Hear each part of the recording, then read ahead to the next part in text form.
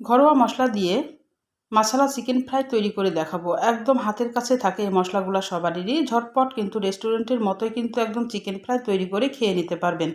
আমি কিভাবে তৈরি করছি আপনারা প্রথম থেকে শেষ পর্যন্ত দেখবেন। আসসালামু আলাইকুম, হ্যালো বন্ধুরা, আপনারা কেমন আছেন? আশা করি আপনারা ভালো আছেন। আমি আলহামদুলিল্লাহ ভালো আছি। আমার শখের কিচেনে আপনাদের সবাইকে স্বাগতম।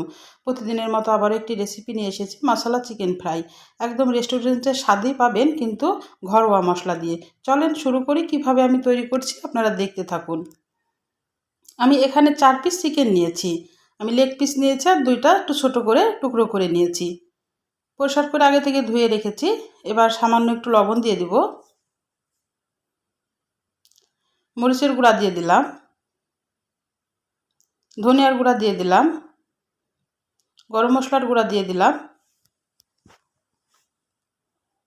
আর এখানে জিরা বাটা দিলাম, আর আদা রসুন বাটা একসঙ্গে আছে। সয়া সস দিব 1 টেবিল চামচ মতো, আর লেবুর রস দিব, একটা লেবুর অর্ধেক চিপে দিব।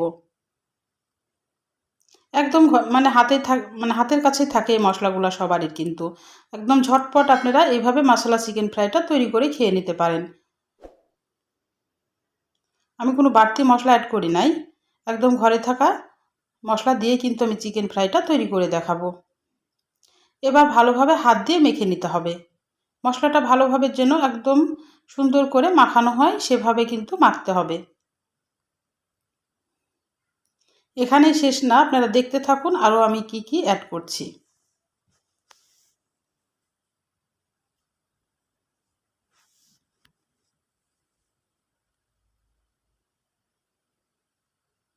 একটু সময় নিয়ে ভালোভাবে কিন্তু মেখে নিতে হবে। আর যেগুলো আমি একটু চিড়ে দিয়েছি সেগুলোর ভিতরে ভালোভাবে হাত দিয়ে মশলাগুলো কিন্তু প্রবেশ করে দিতে হবে।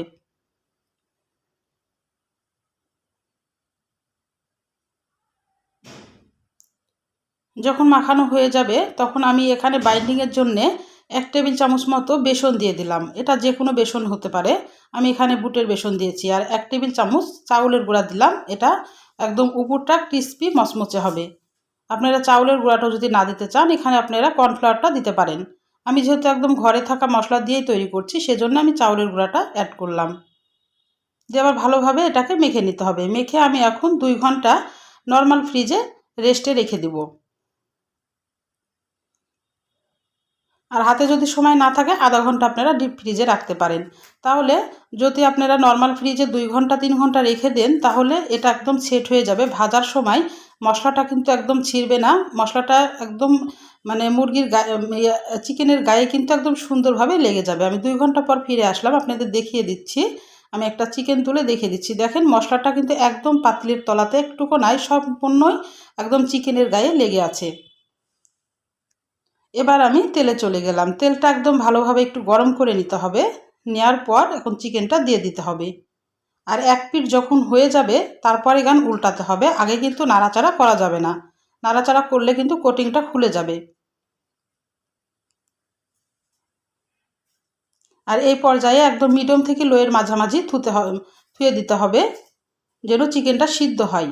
আর প্রথমে তেলটা ভালোভাবে গরম করে নিতে হবে, তারপর একদম লোয়ের মাঝামাঝি রাখতে হবে। রেখে যখন 1 পিঠ হয়ে যাবে তখন এইভাবে উল্টিয়ে দিতে হবে। দেখতেই পাচ্ছেন আমার কিন্তু চিকেনের কোটিংটা কিন্তু একটুকু এদিক ওদিক হয় নাই, একদম চিকেনের গায়ে কিন্তু ছেট হয়ে আছে। এইভাবে যদি আপনারা চিকেন ফ্রাইটা করেন একদম সুন্দর, একদম মুচমুচে উপরটা আর ভিতরে একদম জুচি ভাব হবে, আর খেতে কিন্তু খুবই সুন্দর হয়।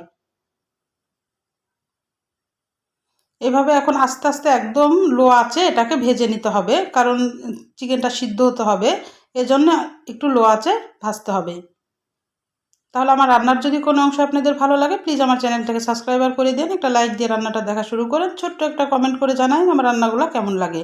পাশে থাকা বেল আইকনটা প্রেস করে দিন, আমি যখন এরকম নতুন রেসিপি আপনাদের মাঝে হাজির করব আপনাদের কাছে যেন আগে ভিডিওটা চলে যায়। আপনাদের একটা লাইক একটা কমেন্ট কিন্তু আমাকে অনেক উৎসাহ করে।